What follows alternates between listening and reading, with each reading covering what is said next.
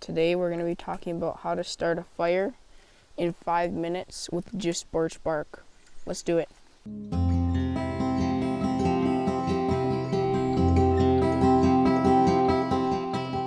So first you want to grab the birch bark.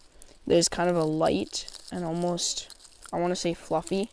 It's not going to be hard. So like this birch bark you can see is pretty stiff.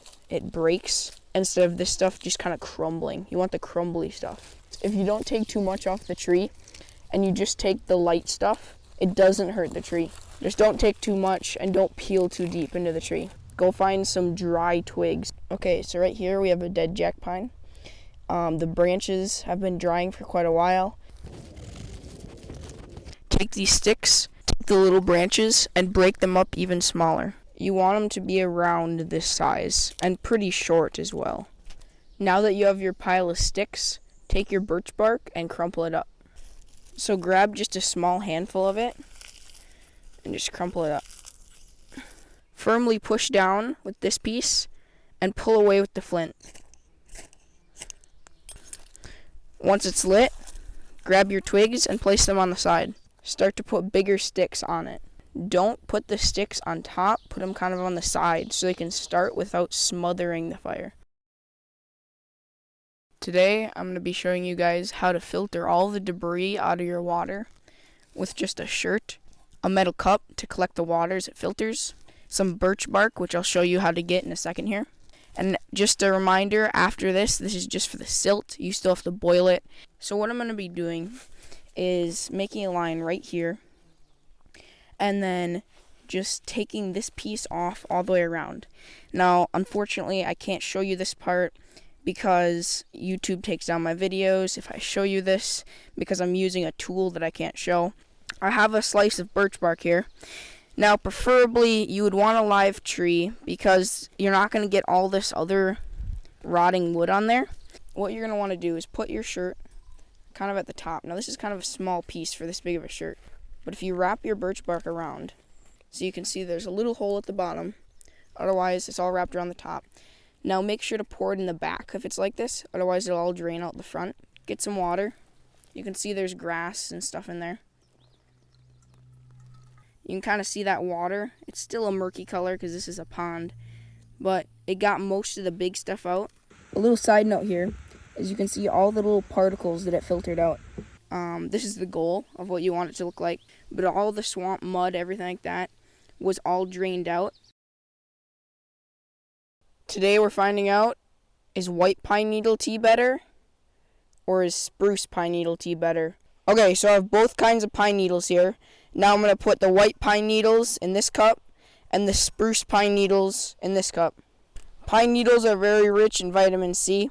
Make sure you get a lot of pine needles in there. And we're going to boil it for around 10 minutes or so. Now we're going to take our second cup and fill it with the spruce needles I have right here. Okay, so first off, we got our spruce tea. You can see how amber it is. We're going to try it right now. That is actually really good.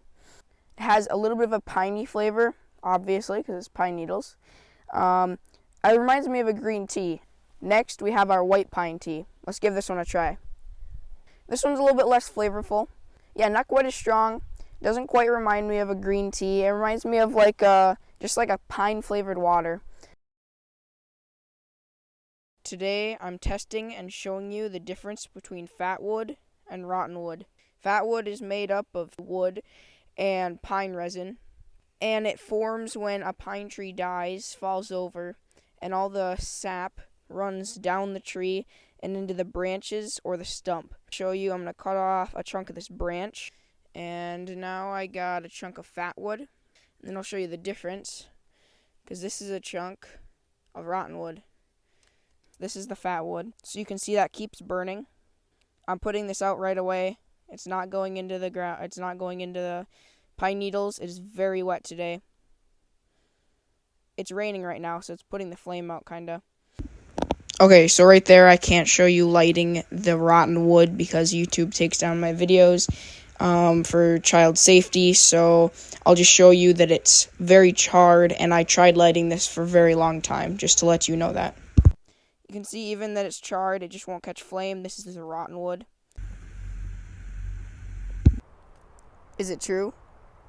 Does moss actually grow on the north side of the tree?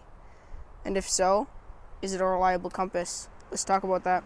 You can see here there's moss growing up the side of this tree, and you can see around the edge that there's not moss growing anywhere except on this side. Moss is a very simple plant. All it really needs to grow is shade and lots of moisture. It's usually going to want to grow in protected, shady, and moist places. It's not usually very reliable to rely on moss as a compass. It is lined up, and you can see that's facing north. And if I back up, you can see that this moss is pointing north. Not all moss grows on the north side. So this tree, the moss is facing east.